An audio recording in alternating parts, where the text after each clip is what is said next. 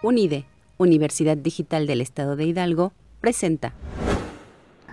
Me complace muchísimo poder trabajar el día de hoy con ustedes. Mi nombre es Leodan Portes Vargas y estaremos desarrollando el concepto de dinámica de paisaje. Dentro de la ciencia de la ecología de paisaje, que es una conformación compleja entre lo que serían procesos naturales de desarrollo y de evolución de los ecosistemas hacia un territorio de manera particular o delimitado en un territorio de manera particular. A esta ciencia se le da el encargo de describir, de analizar y de estudiar los procesos y dinámica que se llevan a cabo en la conformación de los territorios. Esta dinámica de principio es un proceso natural que se desarrolla a partir de los elementos erosivos y de evolución de sucesión vegetal que se pueden llevar a cabo de manera natural, vuelvo a repetir, pero cada vez más tiene un impacto mayor en las actividades humanas, que pueden estar generando una dinámica incluso diferente a la natural, y por ello entonces es importante generar este análisis que se realiza de cuáles son esas implicaciones para la toma de decisiones en el manejo de los recursos naturales y sobre todo en el aprovechamiento de nuestra biodiversidad.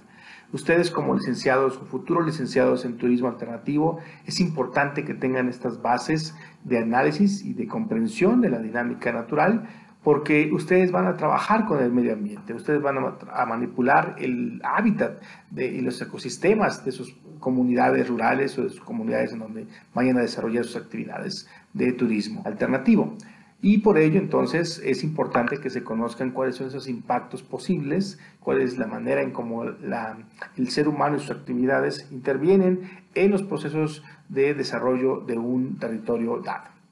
Bienvenidos a esta actividad. Disfrútenla. Comenzamos.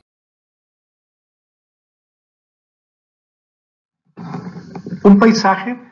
podríamos definirlo como aquella delimitación espacial dentro de un territorio muy amplio,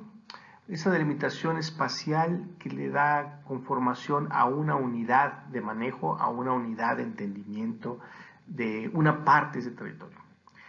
Por lo general se buscan tener ciertos límites que pudieran ser desde el punto de vista natural o bien antrópicos, que nos dé una conformación de unidad. Un ejemplo de esto pueden ser precisamente las cuencas, las microcuencas o cuencas hidrográficas, en donde la convergencia de los escurrimientos se da sobre la base de un cuerpo de agua, en este caso un río o un arroyo, y también sobre el cual se van a converger diferentes fuerzas como son la erosión, como son la dinámica de poblaciones, como son los escurrimientos, y que en este territorio se pueden definir claramente diferentes unidades del paisaje. Las unidades de paisaje se van a conformar por aquellas coincidencias espaciales y territoriales de los diferentes componentes del ecosistema, como son los tipos de suelo, la geología, los tipos de vegetación. Esto puede ser conformado como una unidad homogénea, que van a dar respuestas homogéneas ante impactos o ante los procesos mismos que se llevan a cabo dentro de este territorio. Es así que a partir de ello es posible evaluar los impactos de actividades antrópicas que se puedan generar al interior de este espacio territorial.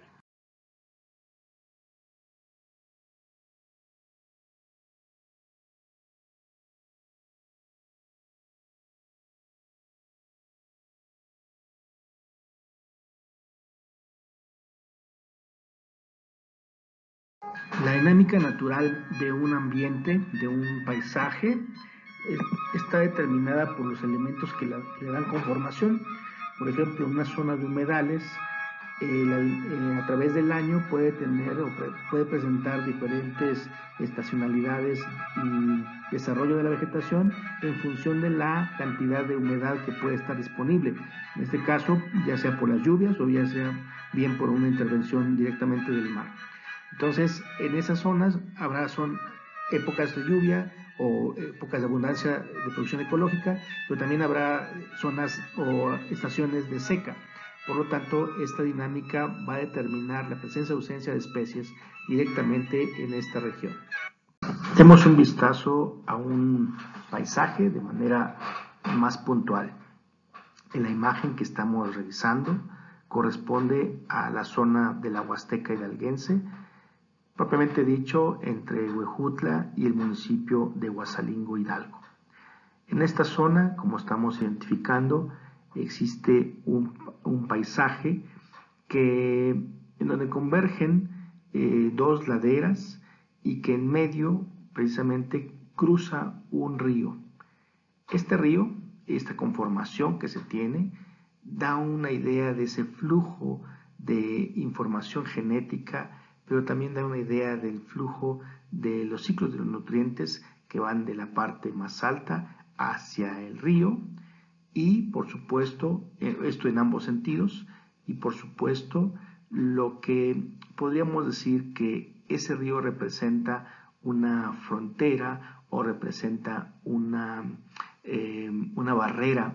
para ciertas especies que no podrían cruzar ese río. Algunas especies de reptiles quizás, algunas especies de mamíferos también, que pudieran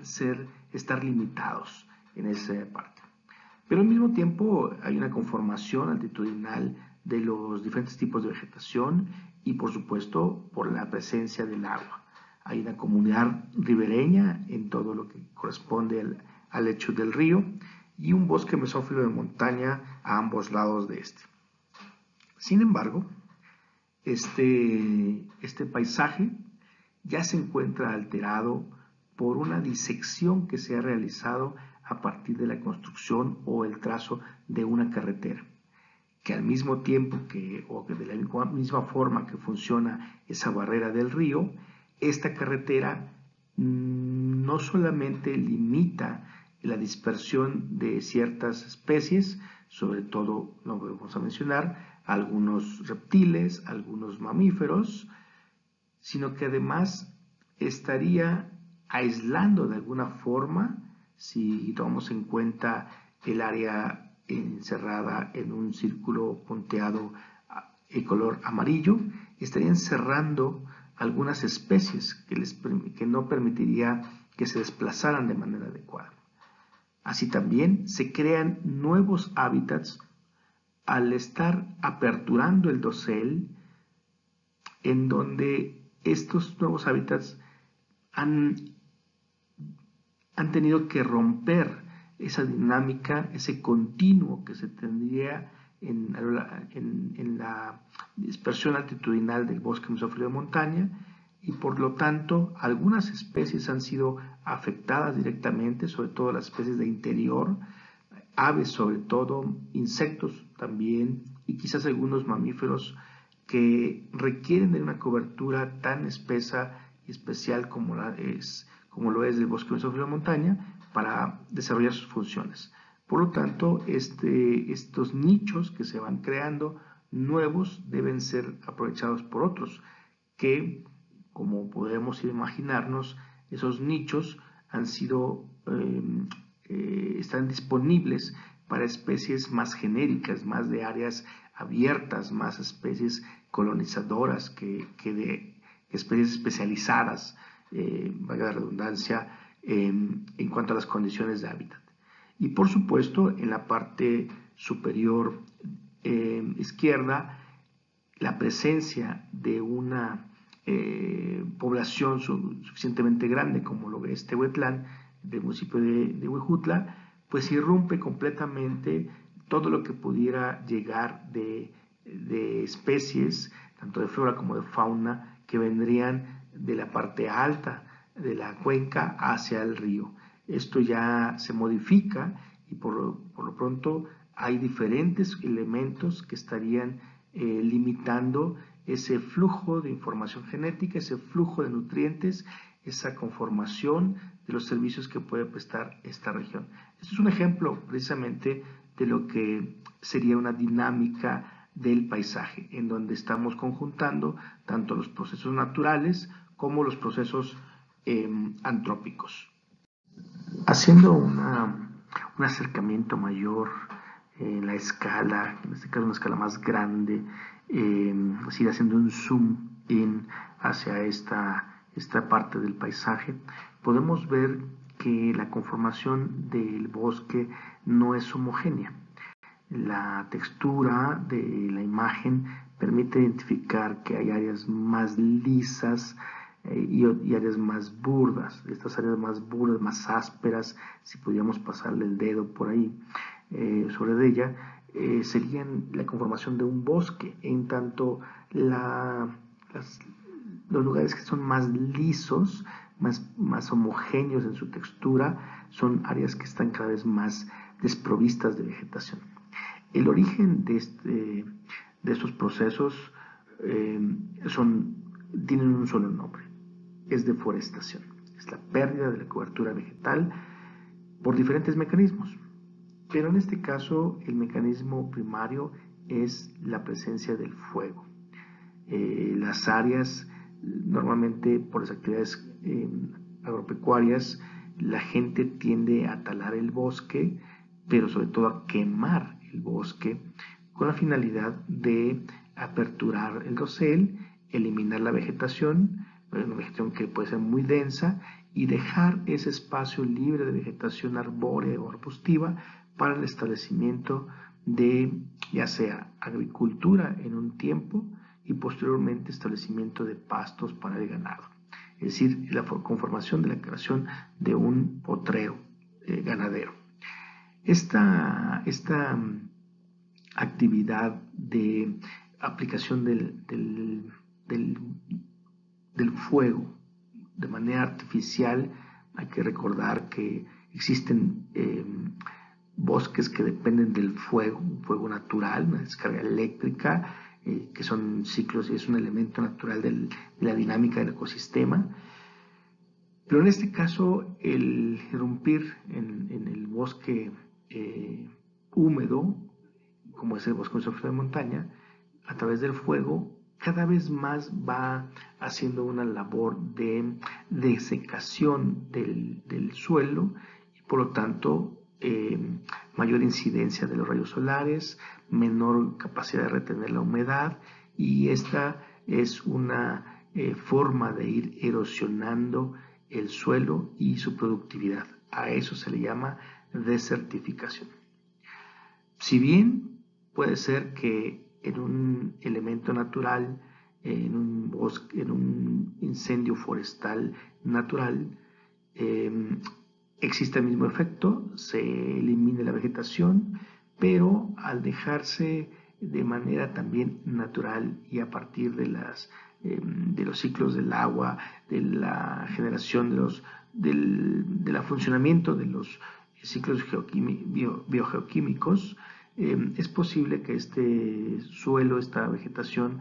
pueda volver a ser un bosque a partir de un proceso que se denomina sucesión vegetal. Así tendríamos que esa zona, que definitivamente va a ser dominada por pastos o por vegetación vegetación herbácea muy pequeña, de porte bajo, puede ir evolucionando a través del tiempo y a través de las condiciones, dependiendo del banco de semillas que se tengan, dependiendo de la dinámica de dispersión de semillas que tengan los animales, tanto aves como mamíferos, reptiles, y por supuesto la polinización que lleven a cabo los insectos, puede ir restituyéndose ese lugar hacia recuperar el bosque original. A estos diferentes estadios sucesionales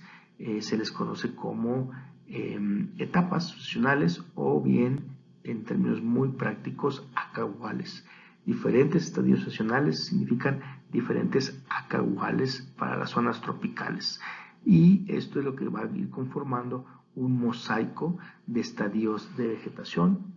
y de usos del suelo. Es así como podemos identificar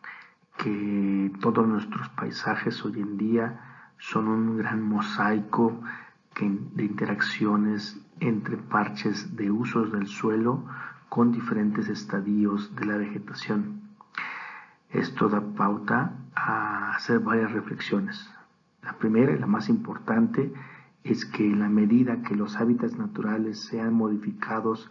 por la mano del hombre y que estas modificaciones de manera proporcional sean mayores a la vegetación natural, estaremos en mayores problemas, dado que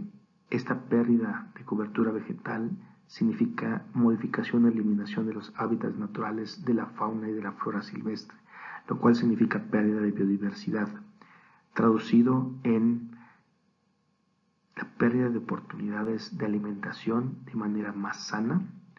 la pérdida de oportunidades de aprovechamiento de sus recursos, tanto de manera económica, social, cultural y de la salud,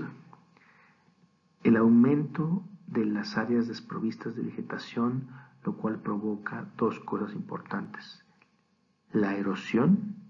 y el descontrol o la no contención de las velocidades de escurrimiento de las aguas. Ambas cosas, la pérdida de la erosión, la pérdida del suelo a partir de la erosión significa pérdida de productividad en los suelos, significa también pérdidas de esperanza de desarrollo, significa también grandes avenidas, grandes taludes o aludes de suelo hacia zonas más bajas. Eso significará inundaciones, eso significará desastres que desgraciadamente les decimos naturales, pero en realidad son provocados por el mismo hombre. Así también la pérdida o la disminución de la producción de oxígeno, lo cual significa mayor cantidad de dióxido de carbono en la atmósfera, y eso es una manera de contribuir tanto desde la misma liberación de carbono, de dióxido de carbono por la tala, y la consecuente combustión de la misma, de la vegetación. Tenemos como resultado el aumento en la producción de gases de efecto invernadero. Todo esto entonces significa el no comprender la dinámica de los paisajes, el no saber su dinámica y su funcionamiento nos pone en riesgo absoluto como especie, tanto a nivel global como localmente, ante desastres naturales o ante actividades y efectos de cambio climático. Por lo tanto, es una necesidad absoluta comprender estas dinámicas a partir de la ecología de paisaje de manera transversal para todos los manejadores de fauna silvestre, de recursos naturales y los tomadores de decisiones en la planeación de los usos de los recursos naturales, los usos del suelo de nuestros territorios. A ti, futuro licenciado en turismo alternativo, esta es una excelente herramienta para que tú puedas dimensionar, para que tú puedas educar a los visitantes acerca del papel que deben de jugar para contrarrestar acciones, para contrarrestar efectos por el mal uso y evitar desastres.